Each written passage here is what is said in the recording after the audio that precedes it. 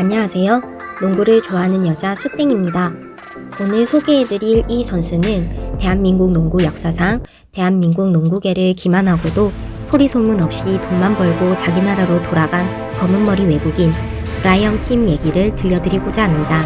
때는 바야흐로 2005년 대한민국 농구 커뮤니티를 들썩이게 만든 한 선수가 있었습니다. 한국인으로 빈스 카터의 360도 윈드밀이나 마이클 조던의 크레이들 덩크, 코비의 비트 윈더렉 덩크 등을 소화하는 미친 운동 능력의 소유자가 드래프트에 참가한다는 사실이 알려지면서 한국 농구계의 기대를 한 몸에 받게 됩니다.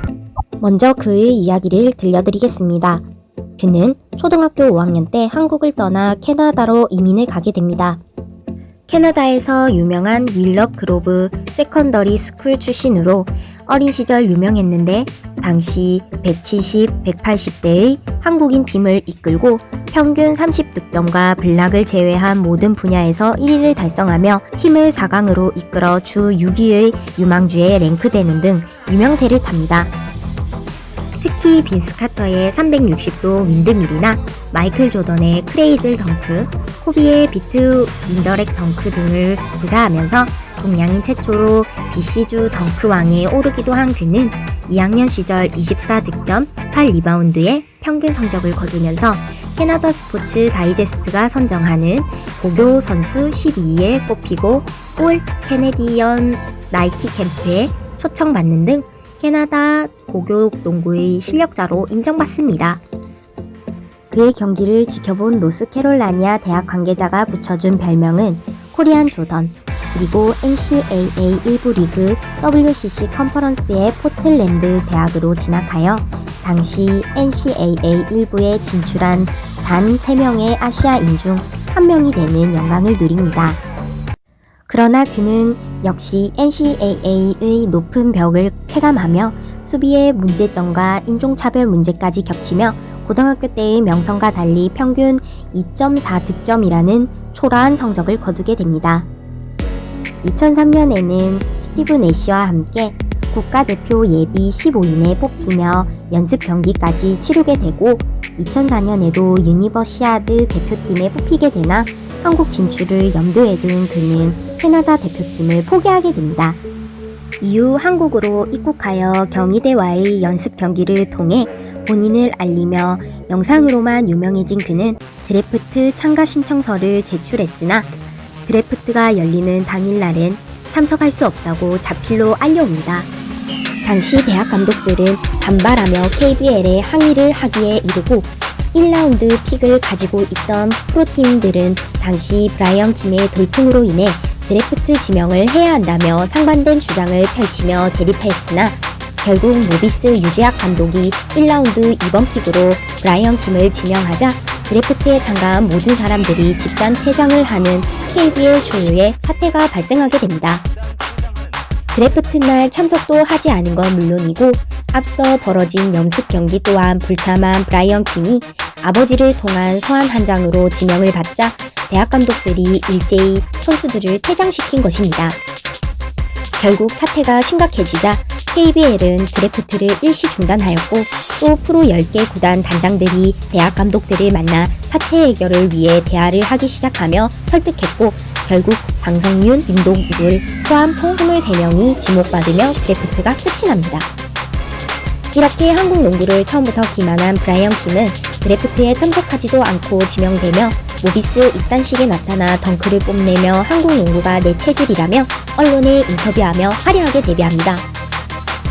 비시즌 준비 중 팀의 스포츠 스타 오지원, 양동근, 이병석과 함께 미국 캠프로 훈련을 내보낼 정도로 구단에서의 그의 기대감은 엄청날 정도였음을 알 수 있습니다. 브라이언 킴은 모비스 신인 시절 부상으로 출전하지 못하나 당시 우지원, 양동근 등 모비스 왕조의 시작을 함께했으며 추후 함지훈까지 신인으로 모비스로 입단하여 본인의 가치를 상승시켰습니다. 아트 덩커라는 호칭과 함께 올스타전 덩크왕까지 수상하며 그의 국적 논란은 그의 화려함과 함께 묻혀버립니다. 2005년 한국 입국 당시 그는 군대 문제까지 생각해보지 않았지만 한국에서 뛴다면 국가대표를 하고 싶다라며 국적 논란을 잠재웠으나 그때마다 국적 회복을 하겠다고 수많은 이야기를 남기며 상황을 모면합니다. 그러던 도중 한국으로 온 지 3년째 되던 인터뷰 때 말도 안 되는 발언을 하게 됩니다.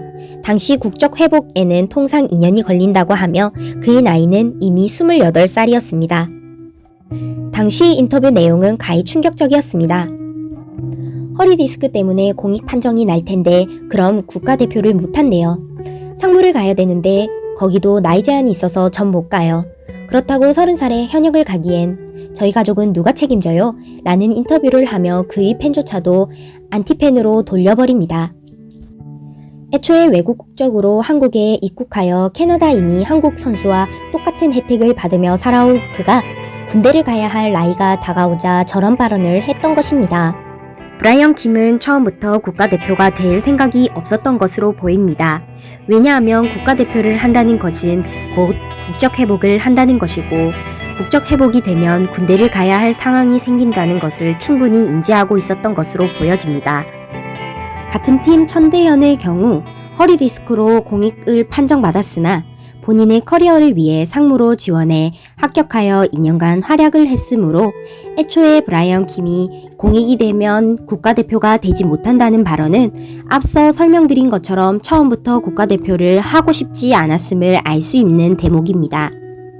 한국 진출. 당시 브라이언 킴은 NBA 진출은커녕 유럽 진출 또한 힘든 상황이었으며 국내로 진출을 하게 되면 상당 후 커리어를 길게 가져가며 큰 돈을 벌 수 있는 가장 좋은 선택지였기에 국내로 들어오게 된 것입니다.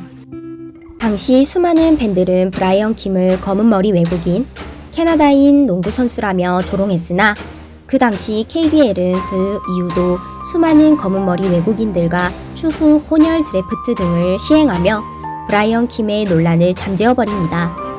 분명 이 영상을 보시고 KBL이 허용해준 제도 안에서 뛴 선수인데 협회 욕을 하지 않고 왜 선수 욕을 하시냐고 물으실 수도 있습니다. 분명 브라이언 킴은 KBL의 제도 내에서 가장 큰 수혜를 받은 사람임은 분명합니다. 그리고 제도 내에서 혜택을 누린 그를 비난할 자격은 없을지도 모릅니다. 대한민국 농구협회와 팬들은 태생이 한국인인 그를 위해 특별한 규정을 마련해 한국 농구에 대한 진출 기회를 마련해 주었고 외국인인 그에게 대한민국 농구 선수들과 동일한 혜택을 주었습니다. 우리 모두는 코리안 조던이라고 불리우는 그에게 대한민국 국가대표가 되길 기원하며 그가 한국에 오길 바랬던 게 아니었을까요? 처음부터 팬들의 기대처럼 한국 국가대표가 되겠다는 발언을 하지 않고 조용히 정당하게 활동했다면 우리는 그에게 가져야 할 감정을 지금과 다르게 가질지도 모릅니다. 그는 한국에서 13년 동안 국내 선수와 동등한 혜택을 받으며 FA 혜택까지 누리며 수많은 돈을 벌었습니다. 결국 브라이언 킴은 17년 6월 친정팀 모비스에서 은퇴를 하게 되고 은퇴 기사 또한 최대한 자제시키며 조용히 한국 농구계에서 사라집니다. 은퇴 후 그는 한국이 아닌 미국으로 돌아가 코치 생활을 하고 있으며 한국인 선수들이 미국에서 선수 생활을 하기 위한 주선자 역할을 하고 있다고 합니다. 대한민국 국민이라면 누구나 국방의 의무가 있습니다. 다만 같은 국민이지만 저를 비롯한 여성은 의무 입대가 아닌 남성들만 의무 입대라 항상 죄송하고 고마울 따름입니다. 과연 여러분은 브라이언 킴을 어떻게 생각하시나요? 그리고 브라이언 킴이라는 단어가 불편하신가요? 그의 한국인이었을 때 이름은 김효범이며 국내에서 활동 시 이름 또한 김효범으로 활동했습니다. 그런데 말입니다. 19년 9월 그의 국적은 여전히 캐나다이며 캐나다 이름은 브라이언 킴입니다.